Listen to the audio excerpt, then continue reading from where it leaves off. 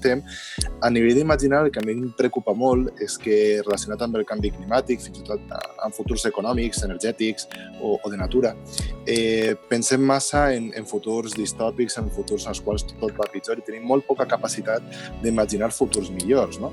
N'hi ha una idea que s'ha expressat de moltes formes al llarg dels últims anys, que és que la verdadera presó del futur i el verdader impediment del futur no són de vegades aquestes forces enormes que pensem, sinó és la senzilla incapacitat per imaginar-los. Jo crec que València, en aquest cas, té una capacitat per esdevenir un escenari fins i tot pilot de proves, de coses que funcionen, que no funcionen, però sobretot per a ser una capital verda del Mediterrani, perquè ho tenim tot i a la vegada tenim també totes les amenaces. És a dir, és una ciutat costanera, una ciutat que patirà la pujada del nivell del mar, que com tenim el port que fa que crezca la platja de Malvarrosa i s'erosione l'Albufera, a la ciutat de València encara és poc visible, no? Però el mar puja i pujarà més i n'hi haurà cada vegada més tempestes.